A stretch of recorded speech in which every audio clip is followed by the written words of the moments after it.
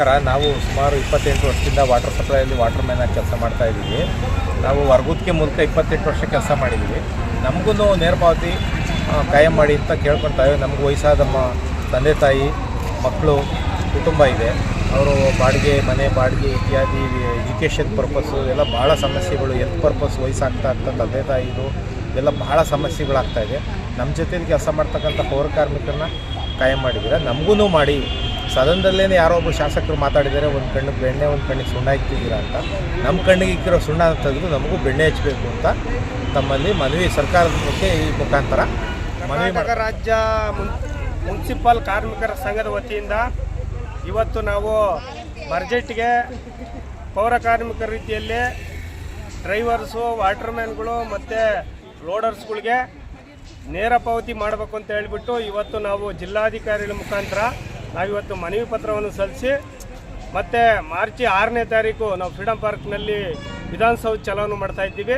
ಈ 25-26ನೇ ಬಜೆಟ್ನಲ್ಲಿ ನಮಗೆ ನೇರ ಪಾವತಿ ಮತ್ತು ಖಾಲಿ ಇರೋ ಹುದ್ದೆ ನೇರ ನೇಮಕಾತಿ ಮಾಡ್ಕೊಬೇಕು ಅಂತ ಹೇಳಿಬಿಟ್ಟು ನಾವಿವತ್ತು ಎಲ್ಲ ಕಾರ್ಮಿಕರು ನಾವು 20-25 ವರ್ಷಗಳಿಂದ ಕೆಲಸ ಮಾಡ್ಕೊಂಬಂದಿದ್ದೀವಿ ಬರೀ ಕಡಿಮೆ ಸಂಬಳಕ್ಕೆ. ಈ ಬಜೆಟ್ನಲ್ಲಿ ನಮಗೆ ನೇರ ಪಾವತಿ ಮಾಡಬೇಕು ಅಂತ ಹೇಳಿಬಿಟ್ಟು ನಾವು ಈ ಒಂದು ಹೋರಾಟವನ್ನು ನಾವು ಹಮ್ಮಿಕೊಂಡಿದ್ದೀವಿ.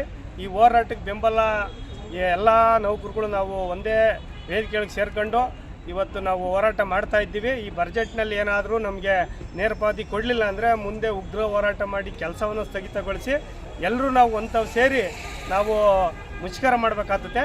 ಅದಕ್ಕೆ ಸರ್ಕಾರ ಈ ಮನವಿಯನ್ನು ನೋಡಿ ಸ್ಪಂದಿಸಿ ನಮಗೆ ನೇರ ಪಾವತಿ, ನೇರ ನೇಮಕಾತಿ, ಸಮಾನ ಕೆಲಸ ಸಮಾನ ವೇತನ ಯಾವುದಾದ್ರೂ ಒಂದು ಮಾಡಬೇಕು ಅಂತ ಹೇಳಿಬಿಟ್ಟು ನಾವು ಈ ಮೂಲಕ ಎಲ್ಲ ಕಾರ್ಮಿಕರು ನಾವು ಕೇಳ್ಕೊತ ಇದ್ದೀವಿ.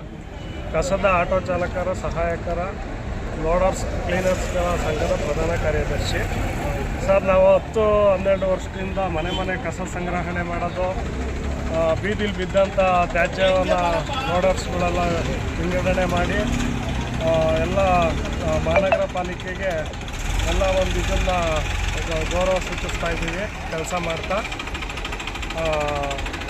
ಮತ್ತೇನಪ್ಪ ಅಂದರೆ ಪೌರ ಕಾರ್ಮಿಕರು ಅಂತ ಒಂದೇ ಹಂತದಲ್ಲಿ ಕೆಲಸ ಮಾಡೋರನ್ನ ಸರ್ಕಾರ ಬೇರೆ ಬೇರೆ ರೀತಿ ಲೋಡರ್ಸ್, ಹೆಲ್ಪರ್ಸು ಅಂತ ಬೇರೆ ಬೇರೆ ಥರ ಇದು ಮಾಡಿ ಕೆಲವಷ್ಟು ಒಂದು 35% ಕಾರ್ಮಿಕರನ್ನ ಕಾಯಂ ಮಾಡಿ, ಇನ್ನು ಮಿಕ್ಕ ಕಾರ್ಮಿಕರನ್ನ ಬೇರೆ ಬೇರೆ ಥರ ಅಂತ ವಿಂಗಡಣೆ ಮಾಡಿ ಕಾಯಂ ಮಾಡ್ದಲ್ಲೇ ನಮ್ಮನ್ನು ಶೋಷಿಸ್ತಾ ಇದೆ. ಇದು ದಯವಿಟ್ಟು ಇವತ್ತಿನ ಕಾಲದಲ್ಲಿ ಈ ಥರ ಮಾಡೋದು ಸರಿಯಲ್ಲ. ಪೌರ ಕಾರ್ಮಿಕರು ಅಂತಲೇ ಪರಿಗಣಿಸಿ ನಮ್ಮನಿಗೆ ಸಮಾನ ಕೆಲಸಕ್ಕೆ ಸಮಾನ ವೇತನ ಕೊಟ್ಟು ನೇರ ಪಾವತಿ ಅಡಿಯಲ್ಲಿ ಸಂಬಳ ಕೊಡಬೇಕು ಅಂತ ನಾವು ಇವತ್ತು ಮನವಿ ಮಾಡ್ತಾ ಇದ್ದೀವಿ.